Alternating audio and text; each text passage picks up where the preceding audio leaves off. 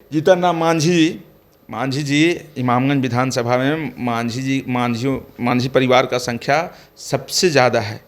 आपके साथ बहुत मांझी परिवार के वैसे नेता जो हैं बहुत दिनों से आस लगा करके 9 साल से आपका झंडा ढो रहे थे, तो आपको चाहिए था कि आप उन्हीं जो है लोगों में से किसी एक व्यक्ति को चुन करके, नहीं होता सब अगर जो आपस में कह रहे थे कि हमको टिकट चाहिए, एक लॉटरी सिस्टम आप लगा देते, उसमें से जिसका निकल जाता आप उसको जो है से चूज कर लेते। तो सर ऐसा नहीं है, यहाँ सिर्फ जो है मांझी जी आते हैं, यहाँ के मांझी परिवार के लोगों को बरगलाने का काम करते हैं। मांझी परिवार का लोग कोई बीमार पड़ जाए ना, देख लीजिएगा जो मांझी जी अगर जो कहीं पर उन पर ध्यान दे दें, शांत किशोर जी को देख लीजिए ना, एक दलित, एक जो है अति पिछड़ा, एक जो है माइनॉरिटी, एक फॉरवर्ड, 4 सीट पर 4 चुनाव लड़ा उन्होंने और चारों ऊपर जो है चारों समुदाय के लोगों पर उन्होंने ध्यान दिया। लेकिन आरजेडी हो चाहे आपको ये एनडीए गठबंधन हो, ये लोग परिवारवाद से कभी ऊपर आ ही नहीं सकते हैं। विकल्प चुन रहे थे और विकल्प के रूप में जो है आज यहाँ जन स्वराज पार्टी आ चुकी है। और क्या आप तो कल नॉमिनेशन में तो हर वर्ग के लोग, हर समुदाय के लोग, नहीं हमको लगा था कि इतने में जो है मुस्लिम समुदाय के लोग जो है बढ़ चढ़ करके भूमिका निभाएंगे, इतने जो है अति पिछड़ा लोग बढ़ चढ़ के भूमिका निभाएंगे। सर वैश्य समाज के लोग जिस तरह से कल जन स्वराज के जो है नॉमिनेशन में उपस्थित हुए हैं, इससे एकदम लगता है कि लोग विकल्प चाह रहे थे और विकल्प के रूप में जन स्वराज यहाँ आ गई है। बिहार में 4 जगहों पर उपचुनाव हो रहा है और इस उपचुनाव में इमामगंज को लेकर के खूब ज़्यादा चर्चा हो रहा है। इमामगंज से इसलिए चर्चा हो रहा है क्योंकि यहाँ से जीतन राम मांझी की बहू दीपा मांझी चुनाव लड़ रही है। हिंदुस्तानी आवाम मोर्चा पार्टी को शॉर्ट फॉर्म में हम कहा जाता है और सच में वो हम मतलब कि पूरे परिवार के लोग ही हैं। अपने रहे, बेटा को रखे, बहू को रखे, समधन को रखे और इस बार बहू को फिर से टिकट दे दिए हैं। साथ ही साथ इस बार इसलिए भी चर्चा में चल रहा है क्योंकि लालू प्रसाद यादव ने रोशन मांझी को उम्मीदवार बनाया है और जन स्वराज जो पार्टी है, जो नया पार्टी बना है, जन स्वराज को लेकर के कहा जा रहा है कि इसी में सबसे मजबूती से अगर देखा जाए तो अगर इसमें से कोई भी सीट निकाल लेते हैं जन स्वराज के नेता लोग तो माना जाएगा कि हाँ ये लोग बिहार में टिक पाएंगे। तो इन सारे चीज़ों को लेकर के बातचीत होगा। इमामगंज में हमारी मौजूदगी है और हमारे साथ में जन स्वराज से जुड़े हुए हैं भवानी सिंह जी, पहले पप्पू यादव के पार्टी से थे, लगातार आपने देखा होगा इनको। तो जानते हैं कि इमामगंज का जो आने वाले समय में रिजल्ट होगा, 2024 का जो उपचुनाव का रिजल्ट होगा, भवानी जी किसके पक्ष में जाएगा? केशव भाई, सबसे पहले तो आपका बहुत बहुत धन्यवाद कि आप इतने दूर से चल करके हमारे भी विधानसभा इमामगंज की खबर को जो है कवरेज करने के लिए आए हैं, तो इसके लिए आपको और आपके चैनल को बहुत बहुत धन्यवाद। और जैसा कि आप बता रहे हैं कि किसके पक्ष में होगा, तो मैं आपको बता दूं कि इमामगंज विधानसभा के लोग 30 वर्ष से इतने जो हैं ग्रसित हो चुके हैं इन दोनों पार्टी के नेताओं से कि इस बार एकदम 100% इमामगंज विधानसभा में लोग विकल्प खोज रहे थे। और देखिए कि कहीं न कहीं लोगों का जो ये होता है कि लोग कहते हैं, कोई कहते हैं कि हमने ऊपर वाले से आस लगाया है, कोई कहते हैं कि हम भगवान से आस लगाए हैं कि कोई हमारा जो है तारनहार आए। तो उस रूप में जो है यहाँ उन लोगों के इमामगंज विधानसभा के क्षेत्र के लोगों के कल्याण के लिए यहाँ प्रशांत किशोर जी तीसरे विकल्प के रूप में आ चुके हैं। और जैसा देखने को मिल रहा है पूरे इमामगंज विधानसभा में कि एक तरफा माहौल चल रहा है, हर लोगों के जुबान पर जो है जन स्वराज जन स्वराज जन स्वराज जन स्वराज चल रहा है। तो कहीं न कहीं ऐसा महसूस हो रहा है कि इस बार हर हाल में इमामगंज विधानसभा में जन स्वराज का अगर जो कहीं पहला खाता खुलेगा तो वो इमामगंज विधानसभा से ही खाता खुलने जा रहा है। हमको एक बात बताइए, आप भले कह रहे हैं कि खाता खुल रहा है, लेकिन जो विपक्ष के लोग हैं वो लोग तो कह रहे हैं कि ये लोग के पास में कोई अस्तित्व नहीं है, इन लोगों को तो पता भी नहीं है भाई चुनाव कैसे लड़ना है। अमजद मुखिया से पहले जिनको टिकट दिए उसके बाद में वो प्रत्याशी को चेंज करना पड़ा मजबूरी में, एसके सिंह को वहाँ पे टिकट दिए, तरारी से उनका नॉमिनेशन के लिए उनके पास नाम ही नहीं था उस बिहार से। तो इस तरह से होगा तो कैसे आप लोग कर पाइएगा? अब हम क्या बोले उन पार्टी के नेताओं को जो खुद कहते हैं कि प्रशांत किशोर जी एक चाणक्य के रूप में हैं। वो तो उनको ये समझना चाहिए कि अगर जो प्रशांत किशोर जी इस तरह का कोई कार्य कर रहे हैं तो कहीं न कहीं उसमें प्रशांत किशोर जी का अपना कोई रणनीति होगा। प्रशांत किशोर जी से बड़े रणनीतिकार तो हमको नहीं लगता है कि अभी पूरे हिंदुस्तान में कोई व्यक्ति हैं। तो कहीं न कहीं इसमें प्रशांत किशोर जी का अपना कोई रणनीति होगा इसीलिए इस तरह का काम हो रहा है। रणनीति बनाने वाला आदमी चुनाव थोड़े जीत जाएगा। पहले वो जिताते थे, लेकिन अब खुद पार्टी बना लिए, तो अब कैसे कर पाएंगे? ये चीजें हैं। जो आदमी जो है दूसरे के लिए जो है हर कुछ कर सकता है, जब उस आदमी के अपने अब की बारी आएगी तो आप सोच सकते हैं कि वो आदमी और कितने हद तक जाकर बेहतर बनाने की बात सोचेंगे। तो आप जान लीजिए एक ही चीज़ कि प्रशांत किशोर जी इस बार एकदम कड़े कमान से बिहार में एक अपना झंडा गाड़ने के लिए आ गए हैं, और उनका इस झंडा गाड़ने का एकमात्र उद्देश्य है, उन्होंने देखा कि आज तक हमने दूसरे राज्य के लोगों के लिए, दूसरे राज्य के लोग के हित के लिए काम किया, और अब हमें जो है अपने जन्मभूमि के हित के लिए काम करना है। अब अपने बिहार के भाइयों के लिए काम करना है, बिहार के बच्चों के लिए काम करना है। लालू यादव, जीतन राम मांझी, इन दोनों आदमी से आप लोग की लड़ाई है। जनसुराज इन सारे लोगों को कैसे टक्कर दे पाएगा? एक तरफ में लालू यादव बिहार के पूर्व मुख्यमंत्री रहे, उनकी पत्नी मुख्यमंत्री रही, उनके बेटा उप मुख्यमंत्री रहे, और दूसरे तरफ में देखिए तो जीतन राम मांझी खुद मुख्यमंत्री रहे हैं बिहार के, उनके बेटा बिहार सरकार में मंत्री है। उन लोगों के खिलाफ में ना आपके पास एक भी विधायक है, एक एमएलसी है, तो ये लड़ाई तो बड़ी है। कैसे लड़ पाइएगा आप लोग? अच्छा, हम आपसे पूछते हैं कि क्या हमारे यहाँ जो आप कहे कि एक एमएलसी है, तो एक एमएलसी से शुरुआत हुई ना हमारे यहाँ, तो एक एमएलसी के बाद एक विधायक से भी शुरुआत होने जा रही है। ऐसे तो 4 विधानसभा में हमारी पार्टी चुनाव लड़ रही है, और चारों विधानसभा में बहुत मजबूती से चुनाव लड़ रही है। लेकिन हम तो और विधानसभा क्षेत्र में गए नहीं हैं, लेकिन हम इमामगंज में जो है हैं, और इमामगंज के क्षेत्र के एक एक गाँव में जा रहे हैं। अभी जिस तरह का माहौल हमारे इमामगंज विधानसभा का है, तो एकदम आपको हम बता रहे हैं कि पूरे इमामगंज विधानसभा की जनता जो है बदलाव चाह रही है, और इमामगंज विधानसभा के जनता को कहीं विश्वास है। हमने पहले ही आपको कहा कि इमामगंज विधानसभा के जनता इन दोनों पार्टियों को देख चुकी है, और 30 साल से ग्रसित रही है इन दोनों पार्टियों से। सर, इन 9 साल में पहले तो होता था कि चलिए जो है जंगल राज है, जंगल राज है, जंगल राज है, लेकिन अब कौन सा राज है? इस 9 साल में जिस तरह से इमामगंज के जनता को छला गया है, इस 9 साल में इमामगंज में विकास के नाम पर कोई एक कार्य तो बता दे जो कि जो है जनता के लिए किया गया हो। व्यक्ति विशेष के लिए तो बहुत कुछ जो है करते हैं। 9 साल में आपको जेल भी भेजा गया है। सर, हमको जेल भेजा गया, इसका बहुत ज़्यादा मलाल हमको नहीं है, लेकिन हम पूछ रहे हैं कि हमारी उन 3 बहनों को जिस तरह से जबरन घसीट करके जेल भेजा गया था, हमको मलाल है उस बात का। सर, ये सोच न लीजिए कि वो हमारी बहनें कौन सा जो है ऐसा क्राइम कर दी थी। हमको लगा कि हिंदुस्तान के सबसे बड़ा का क्रिमिनल वही लोग हैं, सीसीए उन्हीं लोगों पर लगा हुआ है। सिर्फ वो अपने क्षेत्र के अस्तित्व को बचाने की ही तो बात कर रही थी। भाई, हमारे यहाँ कृषि के लिए सरकार ने कोई डैम, कोई बांध की व्यवस्था की है क्या? हमारे यहाँ हमारे क्षेत्र के किसान भाइयों के खेती के लिए एकमात्र कोई संसाधन है तो ये हमारी छोटी नदियाँ हैं। उन नदियों को समाप्त करने पर भी आप लगे हुए हैं। देखिए, आपको हम बता दे रहे हैं, जीतन राम मांझी जी हमारे क्षेत्र से तो बिलोंग करते नहीं हैं, हमारे क्षेत्र से तो हैं नहीं, वो तो कहीं दूसरे जगह के रहने वाले हैं। तो इमामगंज की जनता से उनको क्या मुँह रह जाएगा? इमामगंज की जनता चाहे जो है बढ़िया से रहें, चाहे भाड़ में जाए, इससे उनको क्या मतलब है? उनको तो अपने और अपने परिवार के विकास से सिर्फ मतलब है। अगर जो इमामगंज की नदियाँ समाप्त हो ही जाएगी तो इससे जीतन राम मांझी जी को क्या फ़र्क पड़ने जा रहा है? अरे कभी बाराचट्टी, कभी मखदूमपुर, कभी इमामगंज, फिर कहीं जो है से कोई चौथा जगह चूज कर लेंगे, वो कहीं भी चले जाएंगे।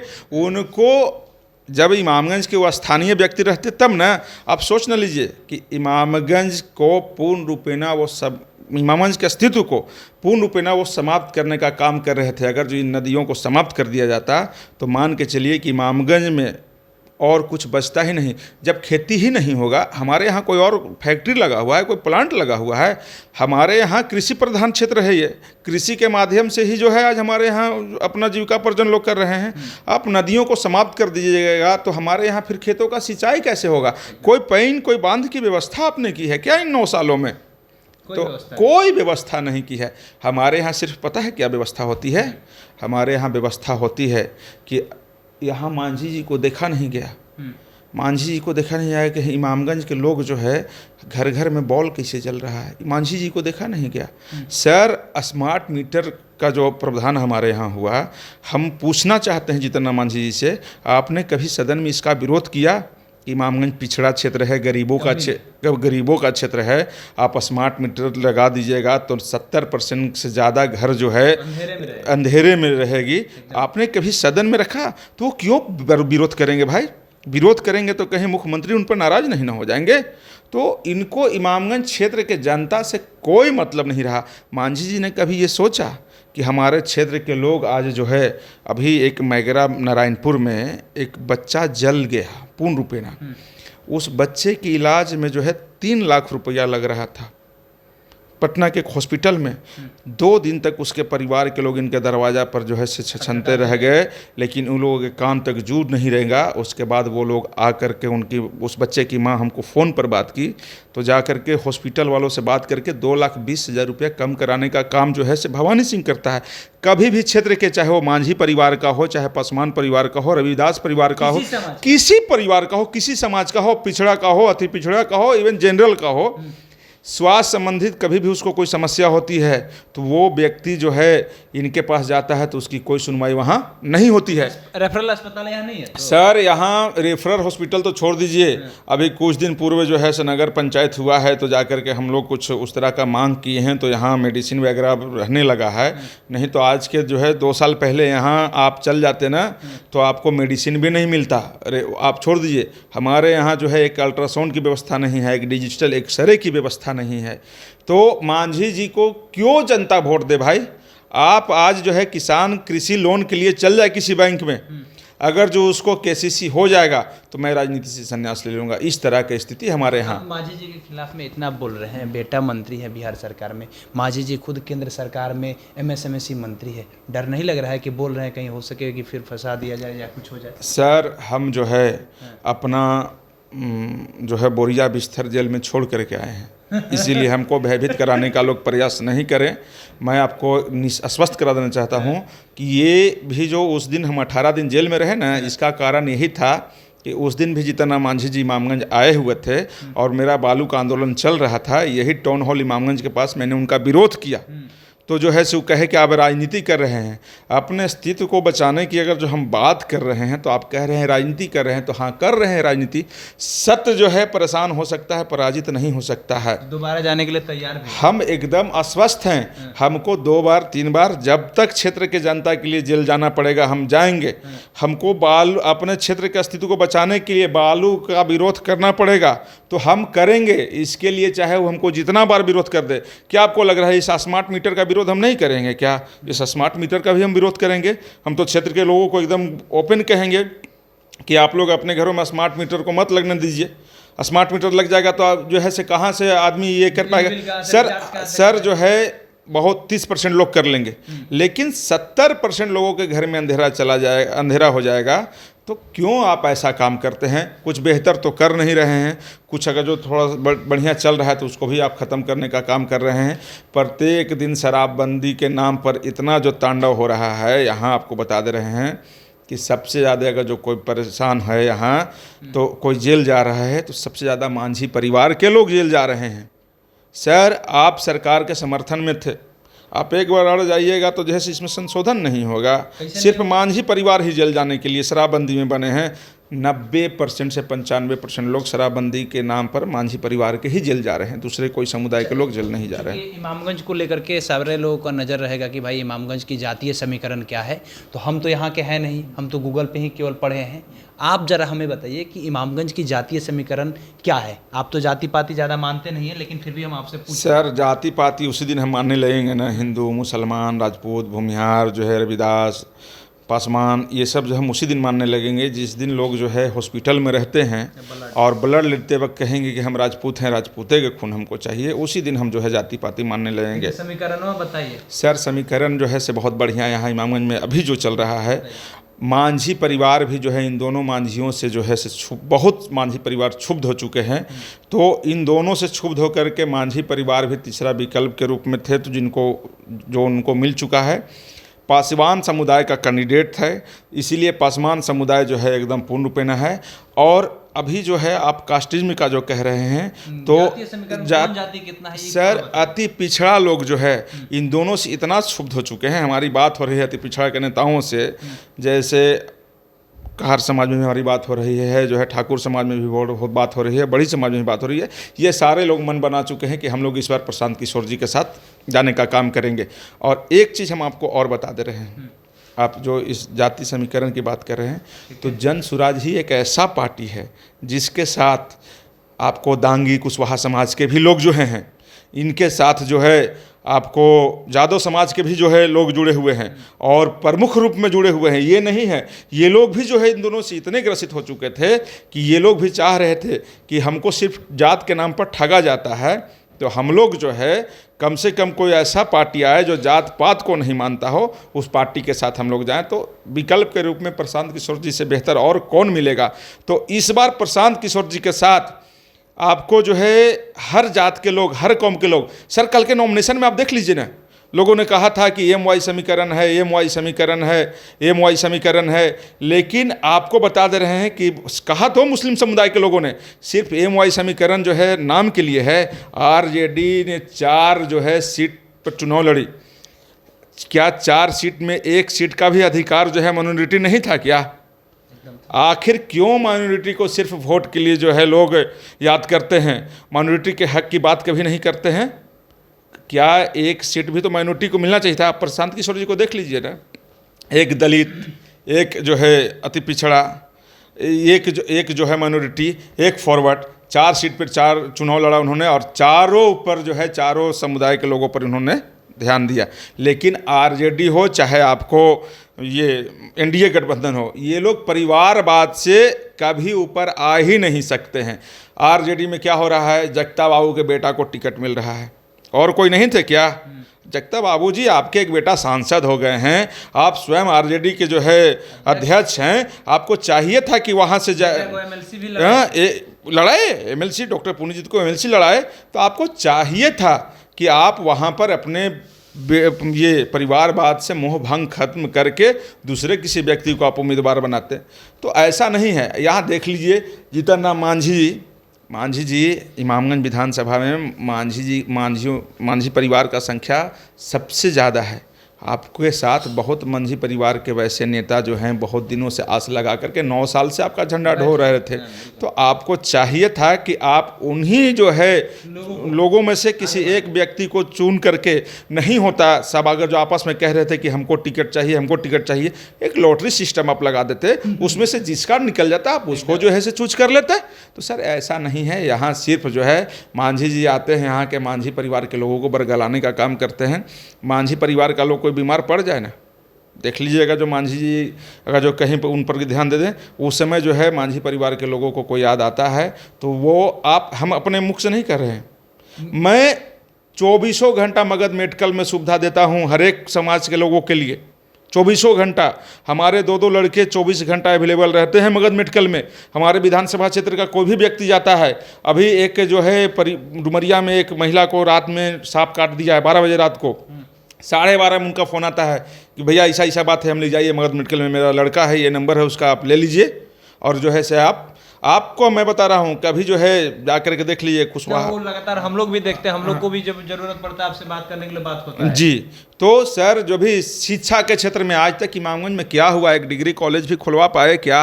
आप मुख्यमंत्री रहे, आप जो है सो आपका बेटा मंत्री रहे, लेकिन कभी आपको ये लगा कि इमामगंज में जो है एजुकेशन के प्रति कम से कम हम ये काम कर दे, एक डिग्री कॉलेज की स्थापना करा दे? सर आप माननीय विधायक रहे इमामगंज विधानसभा क्षेत्र के, आपके विधानसभा में जितने जो है स्कूल थे, चाहे प्राइमरी स्कूल थे, मिडिल स्कूल थे, हाई स्कूल थे, कम से कम सब स्कूल में एक इन्वर्टर बैटरी की तो आप व्यवस्था करा देते, तब ना लोग कहता कि ना मांझी जी जो है बच्चों के प्रति, एजुकेशन के प्रति मांझी जी का ध्यान बहुत बढ़िया है। तो ऐसा कुछ नहीं है।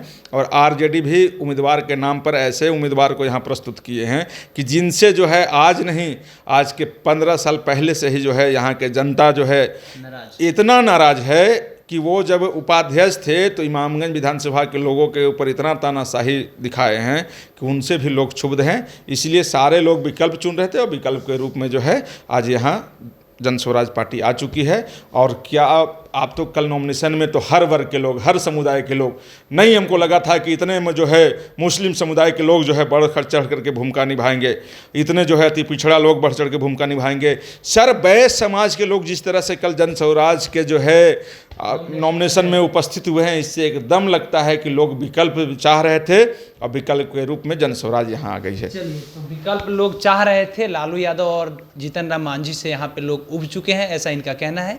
बाकी अब देखा जाएगा कि जो रिजल्ट आ रहा है वो किसके पक्ष में आ रहा है। 23 नवंबर को रिजल्ट आना है, 13 नवंबर को वोटिंग होना है। रिजल्ट में पता चलेगा ही कि किसकी कितनी संख्या है और कौन आदमी जीत करके यहाँ से विधायक बनता है। बाकी जीतन राम मांझी को लेकर के बढ़िया बातचीत इन्होंने किया कि उन्होंने पिछले 9 सालों में कोई विकास नहीं किया। केंद्र सरकार में मंत्री है, बेटा भी बिहार सरकार में मंत्री है, लेकिन कुछ उन्होंने इस क्षेत्र के लिए काम नहीं किया क्योंकि वो बाहरी है। और आपको पता होना चाहिए कि पिछले 25 सालों से इमामगंज पर बाहरी लोग ही राज कर रहे हैं। क्या इस बार यहाँ के जो क्षेत्रीय प्रत्याशी डॉक्टर जितेंद्र पासवान है वो जीत पाते हैं या नहीं जीत पाते हैं, ये भी देखने वाली बातें होगी। आपकी क्या प्रतिक्रिया है बताइएगा कमेंट बॉक्स में। हमारा नाम केशव है, पब्लिक स्टेशन आप देख रहे थे। बहुत बहुत धन्यवाद।